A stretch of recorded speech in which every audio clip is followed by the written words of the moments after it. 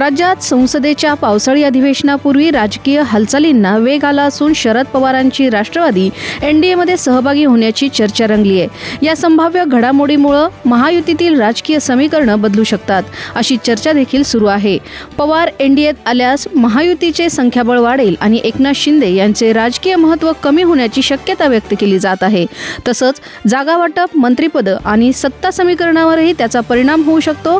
मात्र या चर्चाबाबत कोणतीही अधिकृत घोषणा झालेली नसून अंतिम निर्णय केंद्रीय नेतृत्वाकडून होणार असल्याचंही मानलं जातंय। केतन अग्रवाल हत्या प्रकरणातील मुख्य आरोपी सिया गोयलच्या वडिलांच्या पुण्यातील मार्केट यार्ड परिसरातील मसाल्याच्या दुकानावर अन्न व औषध प्रशासनानं कारवाई केली आहे। तपासणी दरम्यान हळद पावडर, तीळ आणि सोयाबीन चंक्सचे नमुने जप्त करण्यात आलेत।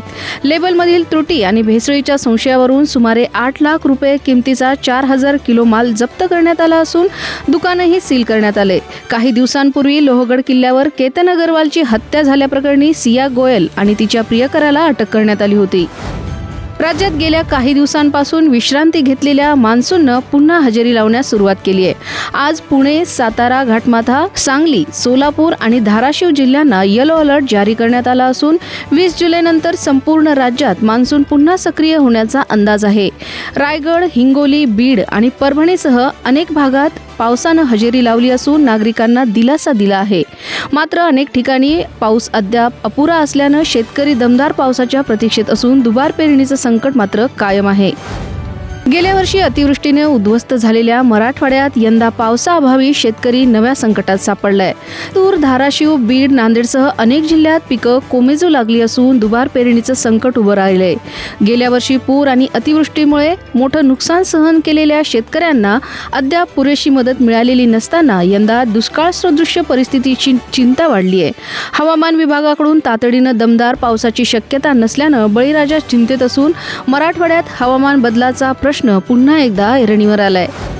डोंबिवलीतील सागाव परिसरातील कथित बेकायदा इमारतीतील सदनिका विक्रीत नागरिकांची फसवणूक केल्याप्रकरणी शिंदे सेनेचे कल्याण ग्रामीण उपतालुका प्रमुख रामचंद्र माने, महाराष्ट्र जनरल मजदूर संघटनेचे अध्यक्ष लक्ष्मण मिसाळ यांच्यासह 4 मानपाडा पोलिसांनी अटक केली आहे। फिर्यादीच्या तक्रारीनुसार बनावट बांधकाम परवानगी आणि खोट्या कागदपत्रांच्या आधारे सदनिका विकून लाखो रुपयांची फसवणूक करण्यात आली। गुन्हा दाखल झाल्यानंतर आरोपी फरार होते। या कारवाईमुळे डोंबिवलीतील राजकीय आणि बांधकाम क्षेत्रात मोठी खळबळ उडाली असून प्रकरणाचा पुढील तपास सुरू आहे।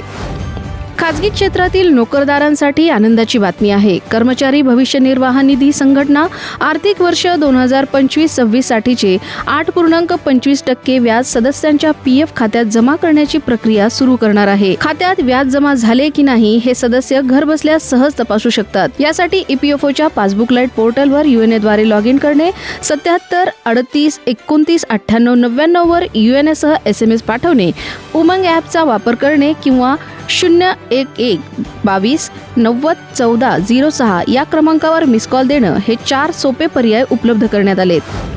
नीट पेपरफुटी प्रकरणाविरोधात दिल्लीतील जंतर मंतरवर सुरू असलेल्या आंदोलनात सहभागी झालेले शिक्षण तज्ज्ञ आणि पर्यावरण कार्यकर्ते सोनम वांगचुक यांच्या आमरण उपोषणाचा आज 19वा दिवस आहे। उपोषणादरम्यान त्यांचे 8.5 किलो वजन घटलं असून प्रकृती अजूनही खालावलेलीच आहे। मात्र तरीही त्यांनी उपोषण मागे घेण्यास स्पष्ट नकार दिलाय। माझी तब्येत बिघडली आहे पण मी मरणार नाही। माझ्याऐवजी 20 जुलै रोजी होणाऱ्या चलो संसद आंदोलनात सहभागी व्हा असं आवाहन त्यांनी देशवासियांना केले। केंद्रीय शिक्षण मंत्री धर्मेंद्र प्रधान यांच्या राजीनाम्याच्या मागणीसाठी हे आंदोलन सुरू आहे। अमेरिका इराण संघर्षामुळे आखातातील तणाव आणखीन वाढलाय।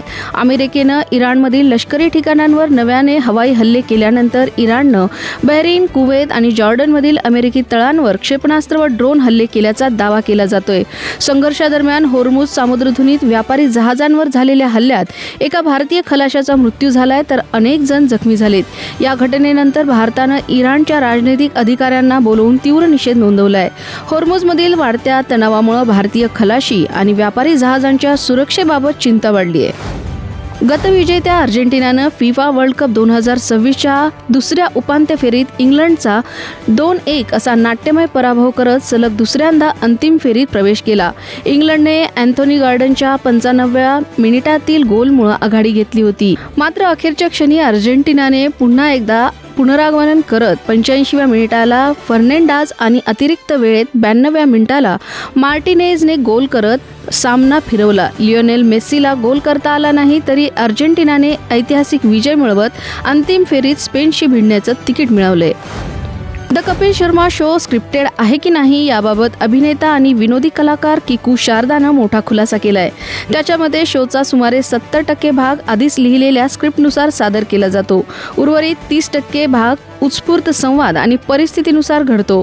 पाहुण्यांना विनोद आणि पंचलाईन्सची पूर्वकल्पना दिली जात नसल्यानं त्यांच्या नैसर्गिक प्रतिक्रिया मिळतात.